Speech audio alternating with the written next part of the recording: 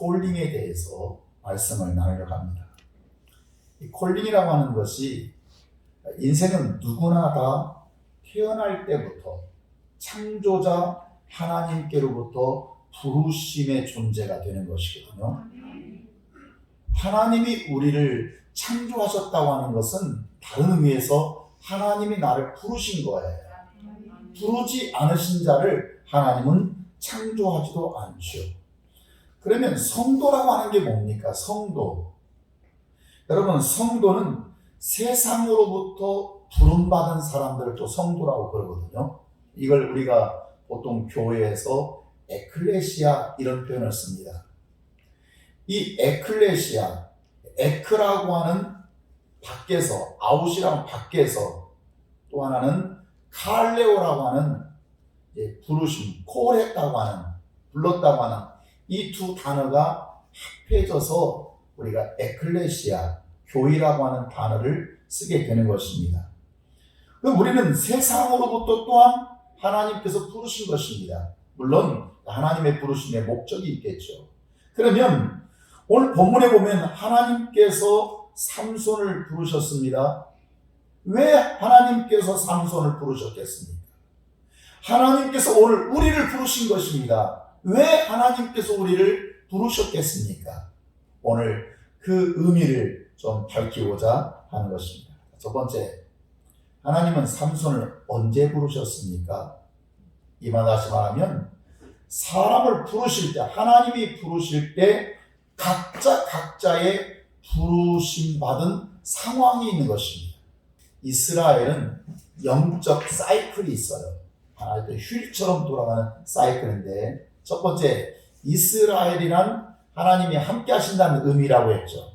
하나님이 지켜주시고 보호하시고 함께 하셔요. 그러면 하나님이 함께 하시면 늘 그 다음에 사이클이 뭐냐면 부요하죠. 풍요롭고 부요하고 평안하고 태평하고. 그런데 인간은 항상 언제가 문제냐면 부요하고 평화롭고 태평하고 잘 될 때가 문제예요. 이때 꼭 인간은 죄에 끼웃거리기 시작해요. 죄를 끼웃거려요. 여러분, 죄라는 게 뭡니까? 타락하는 것을 죄라고 말합니다. 하나님 앞에서 죄는 우상 숭배하는 것을 죄라고 말합니다. 자유분방합니다. 다시 말하면 신앙의 의무를 갖지 않는 상태, 자유분방이라고 하는 것은. 그래서 신앙이라고 하는 것은 어떤 의무와 책임감이 따르게 되는데 그것을 다 팽개쳐버리고 내 멋대로, 내가 하고 싶은 대로, 어떤 신앙생활조차도 내가 결정한 대로, 내 방식대로, 이것은 전부 다 영적 자유분방한 상태이고, 이것이 바로 성경은 뭐라고 말씀한다고요? 죄라고 말했습니다. 죄라고. 자, 그래서 자꾸 인간은 이 세속적으로, 여러분, 세속이라는 말은 뭐냐면 이방 사람들을 흉내내는 것을 세속이라는 말이에요.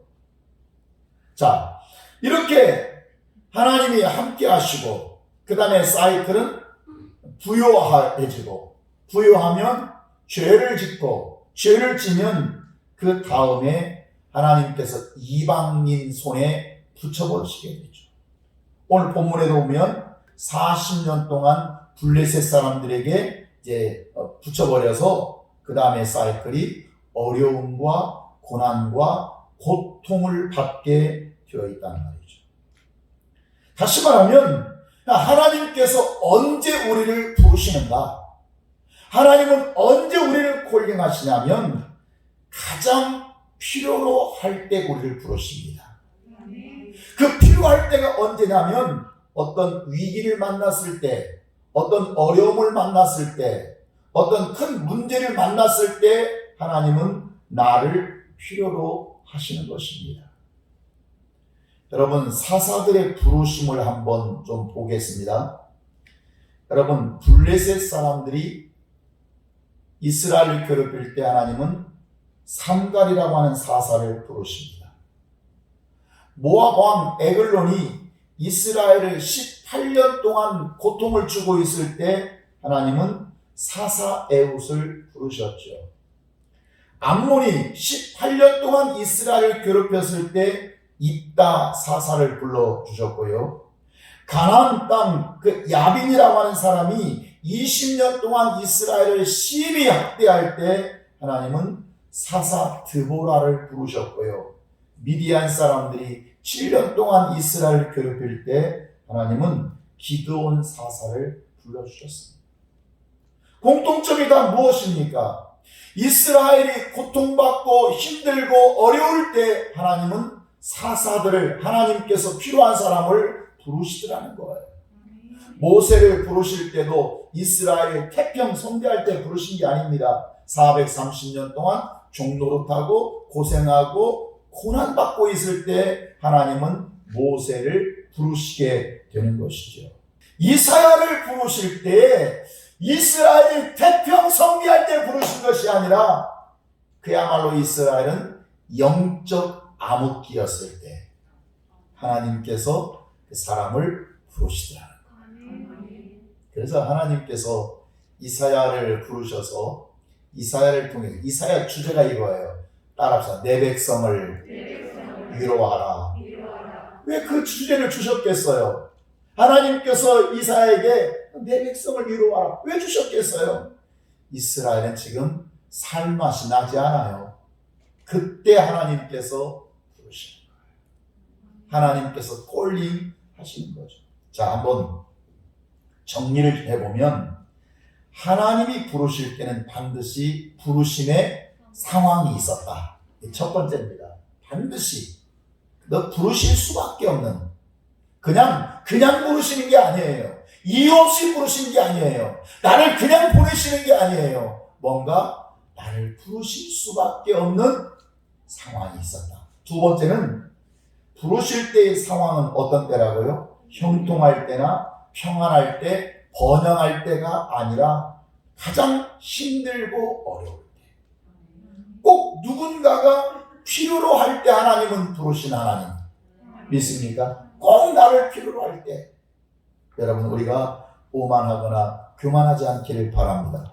하나님께서 나를 부르실 때는 정말 꼭 필요했기 때문이에요.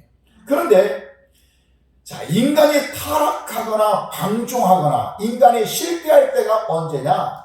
인간이 실패할 때 세 가지 조건을 갖추면 인간은 실패할 수밖에 없는 거예요. 그 첫 번째 조건은 이유를 모를 때. 나를 부르신 이유를 모르는 거예요. 내가 태어난 이유를 모르는 거예요. 내가 존재하는 이유를 모르는 거예요. 내가 직분받은 이유를 모르는 거예요. 그러면 사람이 타락하게 돼 있어요. 두 번째는 이유를 망각할 때입니다. 하나님께서 나를 분명히 부르신 이유가 있는데 그 이유를 잊어버려요. 그러면 사람이 방향이 틀어질 수밖에 없는 거예요. 세 번째, 부르심의 그 존재 의미를 상실할 때입니다. 망각했을 때뿐만 아니라 하나님께서 나를 부르신 그 존재 의미를 상실해버려요. 왜 불렀지? 뭐 때문에 불렀지? 나 뭐 해야 돼? 쉽게 말하면 일자리가 없는 거예요. 아니, 하나님께서 우리에게 일거리를 안 주시는 거예요. 그러면 사람은 타락할 수밖에 없는 거죠. 여러분, 그 부르심의 의미와 이유를 가볍게 여기지 않기를 바랍니다. 두 번째, 하나님께서 부르실 때는 그 부름에 기적이 있어요. 다시 말하면 체험을 통해서 부르시는 거죠. 여러분, 삼손의 부모는 그의 아들을 부르실 때 먼저 무엇을 체험하게 했죠? 기적을 체험하게 했고, 기적을 체험하게 한 거예요. 불가능하게 했던, 가능할 수 없었던 이 상황에 대해서 믿음을 체험하게 하는 것이에요. 본래 생산할 수 없었는데, 본래 임신할 수 없었는데 내가 너에게 임신하여서 아들을 낳게 하겠다. 할렐루야. 여러분, 이 체험은 강한 확신을 불러일으킵니다. 신앙생활을 체험을 가지고 하는 사람과 체험을 없이 하는 사람은 전혀 다릅니다. 목회도 내가 하나님을 만난 경험의 그 체험을 한 목회자와 체험 없이 그냥 설교하는 것은 전혀 다릅니다. 이 체험이 있으면 강한 확신을 불러일으키죠. 누가 뭐라고 해도 내가 이 체험 때문에, 내가 영적인 경험이 나로 하여금 강하게 만들어 주시고 어떤 환경에서도 나를 부정할 수 없는 힘을 만들어 주시게 되는 겁니다. 사랑하는 여러분, 날마다 하나님의 은혜를 경험하고 사시기를 바랍니다. 하나님의 사랑을 날마다 체험하기를 바랍니다. 믿습니까? 날마다 하나님 나의 건강 주시는 체험을 하고, 하나님이 날마다 나에게 동행하시는 체험을 하고, 날마다 내 인생에 여러 가지 문제 때문에 힘들고 고달고 지쳐있을 때 하나님께서 내 손을 붙잡아 이끌어 주시는 이 영적인 이 체험, 하나님이 나를 치유하시는 체험, 하나님이 나를 강건케 하시는 이 은혜를 체험하시기를 바랍니다. 내 가정이 잘되게 하시는 체험, 내가 말씀대로 살았더니 하나님께서 내 자녀들의 앞길 열어주시고 우리 가정의 길 열어주셨구나. 이 체험한 자들은 믿음에 대해서 정말 강할 수밖에 없는 것입니다. 어떤 사람은 이렇게 말합니다. 기적의 체험이 없음에도 불구하고 주님 앞에 나온 사람이 있어요. 여러분, 더욱 감사하시길 바랍니다. 왜냐하면 믿어지는 축복을 받은 사람입니다. 그 사람은 원래 체험을 통해서, 크고 작은 어떤 영적 경험을 통해서 믿음을 키워가게 되는데, 이 사람은 그런 것이 없음에도 불구하고 내가 믿어져요. 여러분, 이거 얼마나 놀라운 은혜입니까? 왜냐하면 믿어지는 은혜를 주신 것이죠. 신앙, 여러분, 하나님에 대해서 혹은 부활에 대해서, 천국에 대해서, 지옥에 대해서 내가 믿는다고 해서 믿어지는 게 아닙니다. 믿어져야 믿어지는 것입니다. 믿습니까? 어떤 것이, 어떤 힘이, 어떤 생각이, 어떤 영이 나로 하여금 믿어지게 할 때 믿어지는 그 은혜, 믿습니까? 여러분, 이 은혜가 충만하기를 바랍니다. 자, 좀 공부 좀 제발 열심히 해라. 내가 공부해야 또 좋은 대학까지, 이건 명제잖아요. 여러분, 그것을 안다고 그러면 당합니까? 아니요. 공부하고 싶어져야 하는 것입니다. 믿습니까? 내가 몰라서 앉는 게 아니라, 내가 안다고 당하는 게 아니고, 오늘 내 마음속에 공부하고 싶은 마음, 이게 막 생기기 시작합니다. 그러면 되는 것입니다. 그러므로 내가 지금 여기 있다고 하는 거, 내가 지금 쉼의 교회에 있다고 하는 거, 내가 하나님 앞에 서서 내가 예배자의 모습이 되고 내가 하나님 앞에 봉사자의 모습이 주님 앞에 있다고 하는 것은 여러분 상상할 수 없는 하나님의 은혜요, 하나님의 축복인 것을 기억하십시오. 이걸 헛되이 하지 마십시오. 내가 지금 쉼의 가족이 되어서 수없이 많은 영혼들이 이 앞에서 하나님을 섬기고 하나님을 예배한다고 하는 것은 여러분 축복입니다. 은혜입니다. 그냥 되는 게 아닙니다. 이 은혜를 잘 유지하고 간직하셔서 더 크신 하나님의 축복을 누릴 수 있기를 바랍니다. 세 번째, 왜 부르셨습니까? 부르심의 이유가 뭡니까? 부르심에는 반드시 목적이 있습니다. 저와 여러분을 부르심에는 반드시 거기에 목적과 이유가 있습니다. 하나님은 삼손을 부르셨을 때 삼손은 그 부르심의 목적을 향해서 이제 가기 시작합니다. 그가 블레셋 사람의 손에서 이스라엘을 구원하기 시작하니라. 여러분, 1절에서 왜 이스라엘 백성이 고통을 받고 있습니까? 블레셋 사람에게서 몇십 년 동안 고난을 받고 있었죠. 40년 동안 고통을 받고 있었어요. 이제 하나님께서 그 고통받고 있는 내 민족, 내 백성을 구원하기 위해서 하나님은 삼손을 부르셨고, 삼손은 그 부르심 앞에서 이제 그 목적과 이유를 향하여 이제 이스라엘, 블레셋 사람의 손에서 이스라엘을 구원하기 시작하리라. 할렐루야. 그 일을 시작하게 되는 것입니다. 목적을 향해서 나가는 것입니다. 하나님께서 내게 복을 주실 때가 언제인가? 하나님께서 내게 은혜를 주시고 풍성히 주실 때가 언제인가? 부르심의 목적을 향하여 나갈 때입니다. 믿습니까? 부르심의 목적을 따라갈 때입니다. 하나님께서 내게 생명을 주셨으니 내가 이제는 다른 사람의 생명을 구원하기 위하여 그 생명이 더 잘 살게 하기 위해서 다른 사람에게 생명 주는 일을 위해서 하려고 할 때, 그 부르심의 목적을 향해서 나갈 때 하나님은 나에게도 큰 은혜를 부어주시옵시고 원수 사탄 마귀가 내 인생의 길을 가로막을 수 없게 되는 것입니다. 따라서 아버지가 나를 위해서 일하셨으니 나는 아버지를 위해서 일을 한다. 아멘. 내가 하나님 아버지를 위해서 일을 하게 되면 하나님은 나에게 싹스를 주십니다. 그리고 계속해서 일자리를 주십니다. 아버지 일을 할 수 있는 일거리를 주시고 일자리를 주셔서 항상 나는 주의 일이 할 게 너무 바빠요. 어떤 사람은 이런 사람이 있잖아요. 바빠. 교회에서 바빠가 입에 달린 바빠. 여기서 불러요. 저기서 불러요. 어떤 사람은 저 일이 없어요. 아무 일이 없어요. 무엇이 은혜입니까?